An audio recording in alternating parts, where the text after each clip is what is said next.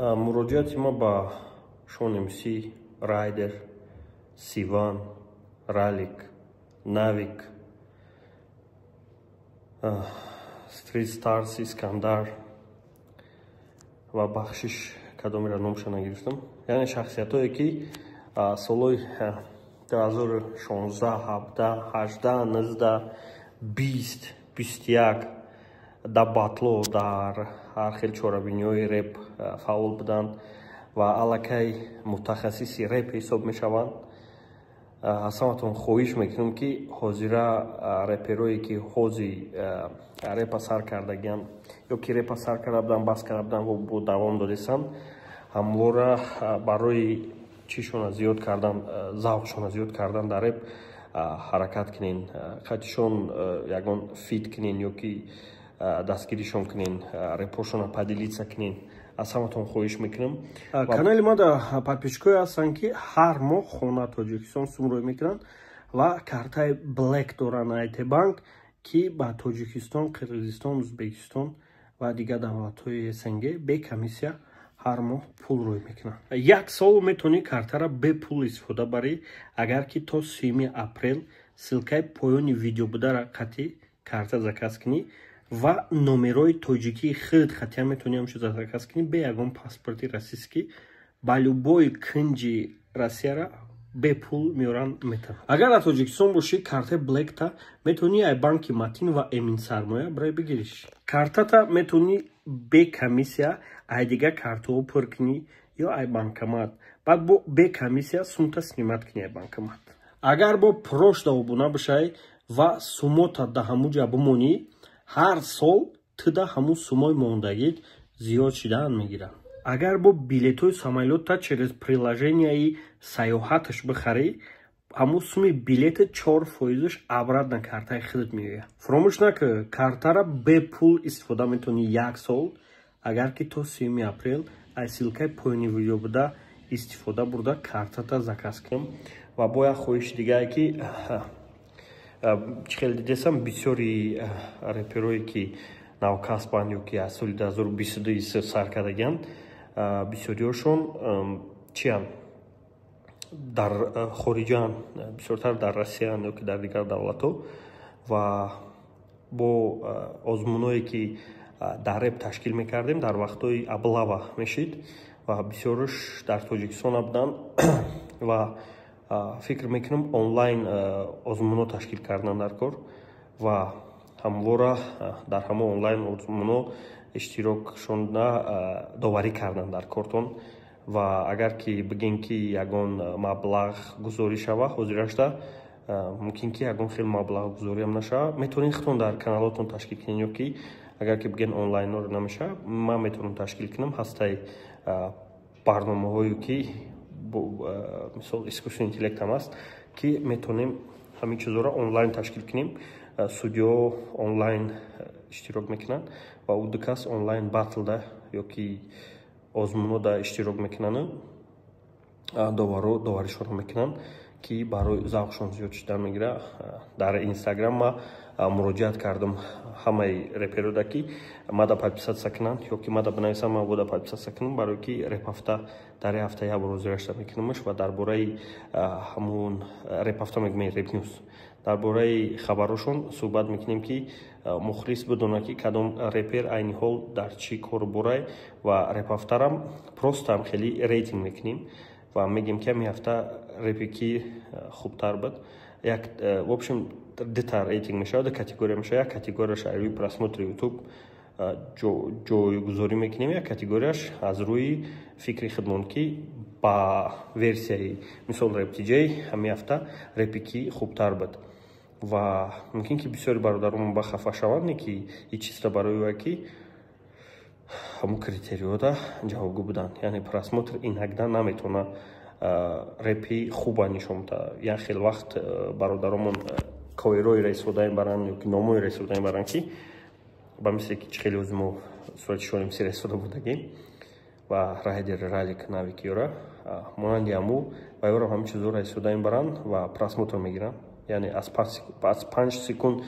зиёд тамошо кашид ва просмотриш ҳисоб мешавад ва бисёртар комментарияш дахураш кан туда бо ӯ рекомендация мебурад бо дигарон мебинанаш ва мегӯм ку просмотр ҳама вақт наметавона нишон буда ки аму реп качественнее ва барои аму аз ҳамаи реперҳои собиқадор хоҳиш мекунем ки биё реперҳоро дастгирӣ кунем ҳозирашда мумкин ки сум қади натонем карда барое ки ҳолатҳое ҳастанд ки сум ҳозираша намешавад ҷудо карда лек чӣ хеле ки вазъиятро дидесем украинаву россия ҳама хуб шидесте ва ютуб эдсенсиш ба россия ки бар бигарда основной тамошобинои мо бародарои тоҷикмон дар россиянд ва ё ҳамин чизоро тамошо мекунанд ва ютуб монда сум медиҳад ва ин чиз мумкин уже баъд маблағ гузорӣ шавад ва то ҳамин чиза гарм шиданаш мо бояд гармиш кунем хидмон барои аму хоҳиш мекунам муроҷиат мекунам ва бо чӣ хеле ки дидесен бисёриётона уже хидм навистум нашуд реклама кадомеро навистум вай хидиш медона ё ки номерошона додагим да рекламодател вай хидиш нависагиаш барои биё ҳамин кора ҳамакаса ҳал кунем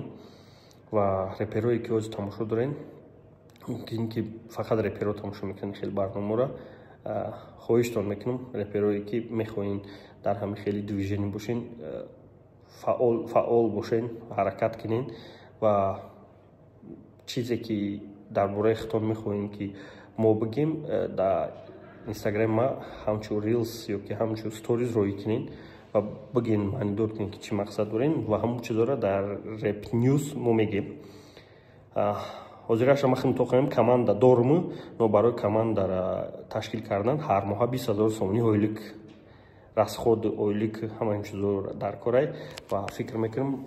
агар ки ма ин кора кунам мумкин ки баъди 3 моҳ пас бо обратно маҳкам шава ин проект ва барои ҳамон ҳозираша мегӯям ки хидматоха ҳамин чизоро ташкил кунам ва оста як просмотри муайяни стабилни пайдо ки кард баъд рекламодателон пайдо мешаванд ва ман командама ташкил мекунам ва дар тоҷикистон барномаи мушоираву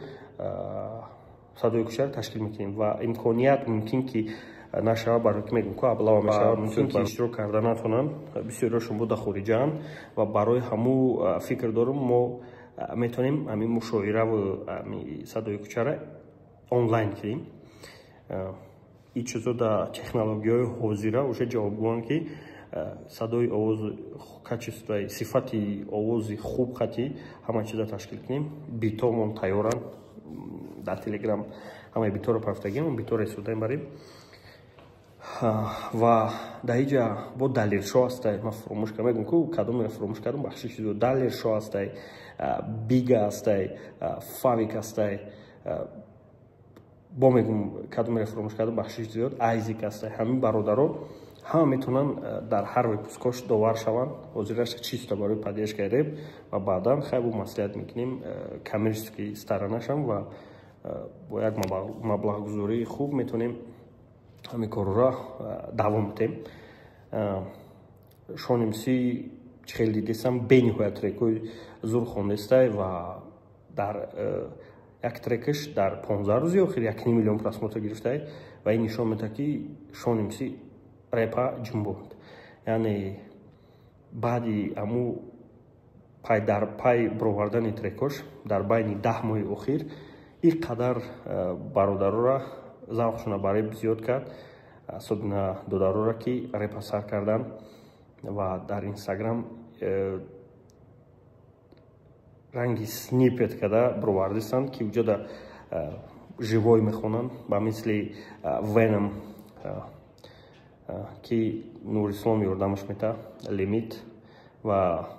лимитам фуромӯш кардам барои доварӣ кардан ё ки поддержка кардан мисол no limit бениҳоят фикрронии хуб дора речитативи хуб дора тексташ бениҳоят бақувватанд ва хоҳиш мекунем ҳамин бародаро ҳамашон дастгирӣ кунанд асобина ба хабарори кор маъруф марио макс ки дар питер чӣ мекунанд проект барори кор ва бениҳоят зур мешавад снат шариповам хоҳиш мекунам дар ин чиз қӯш шава элон обязательно бояд ин чизда қӯш шава мумкин ки дилаш монда боша ай реперо ай организаторо лек як бори дига шанс бите репа брат мумкин ки ягон шава.